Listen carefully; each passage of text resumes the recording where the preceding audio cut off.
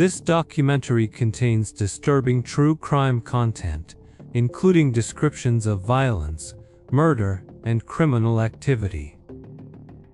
Welcome back to another deep dive into the world of MS-13.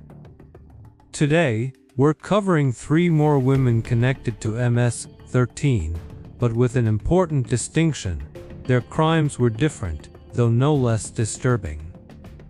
Sylvia Lorena Bonilla Jandres, Vanessa Alvarado, and Carla Jacqueline Morales. These 3 women were all part of MS-13, but their stories don't fit the same pattern as Lainez Escobar, Venus Romero Irahita, and Lydia del Carmen Rodriguez. Sylvia wasn't charged with murder. She was wanted for extortion, blackmail, and terrorist affiliation. Vanessa was sentenced for her role in a brutal 2016 killing in Gaithersburg. And Carla helped drive gang retaliation killings in Brentwood. Together, these cases reveal another side of MS-13, the financial operations, the extended violence, the network that supports the murders we talked about in our first script.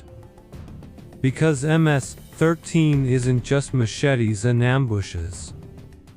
It's also extortion, blackmail, and a vast criminal enterprise that spans multiple states and countries. Carla Jacqueline Morales, retaliation killings. Carla Jacqueline Morales is another case with limited public documentation, but what we do know is significant. Carla was involved in gang retaliation killings in the Brentwood area. Brentwood is on Long Island, New York, the same area where Lainez Escobar committed her crimes. This isn't a coincidence. Long Island is one of the MS-13's strongest holds in the United States. Carla's role was helping drive gang retaliation killings. What does that mean? Retaliation killings are when MS-13 kills someone in response to a perceived disrespect or attack. Maybe a rival gang member insulted them.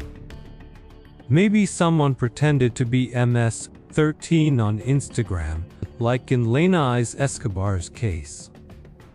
Maybe someone refused to pay extortion money. Carla helped facilitate these killings. She might have lured victims. She might have been present during the attack. She might have helped plan the ambush.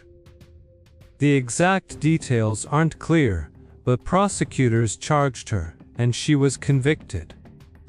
What's significant about Carla's case is that it shows the pattern. MS-13 doesn't just kill randomly. They kill for specific reasons: respect, retaliation, territory, money. And they use women like Carla to help carry out these killings. Carla's sentence isn't publicly available, but given the pattern of MS-13 sentences, she's likely serving 20 to 40 years in prison. Sylvia Lorena Bonilla Jandres, the financial operator. She wasn't charged with murder. She wasn't caught luring victims to ambushes. She was wanted for something that sounds almost bureaucratic: extortion and blackmail. Here's what we know about Sylvia. She's a 40-year-old Salvadoran woman who illegally entered the United States in February 2016, crossing the border near the Rio Grande Valley in Texas. She's not a U.S. citizen. She's not a legal resident. She's an undocumented immigrant who was also a wanted criminal. In fact, Sylvia had been wanted by El Salvador for years. An arrest warrant was issued for her on August 28, 2017.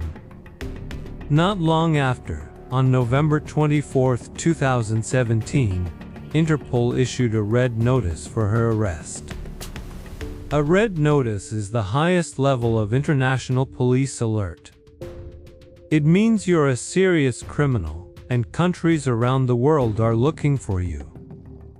So why was Sylvia wanted? According to court documents, she was part of MS-13's financial operations. She was what's called a financial operator for the gang.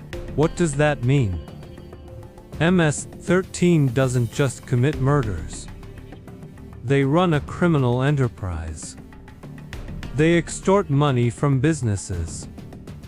They blackmail people. They sell drugs. They traffic people. And someone has to manage all that money. Someone has to make sure the gang's operations run smoothly. That's Sylvia's role. She wasn't holding a machete and hacking people to death.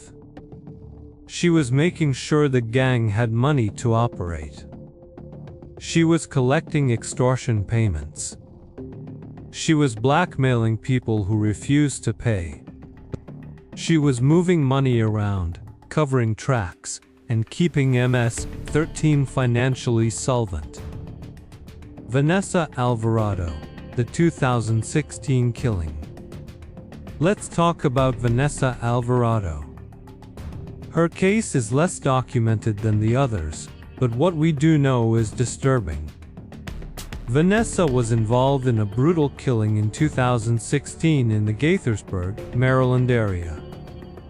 Gaithersburg is a suburb of Washington, D.C., and it's one of the many areas where MS-13 has established a presence.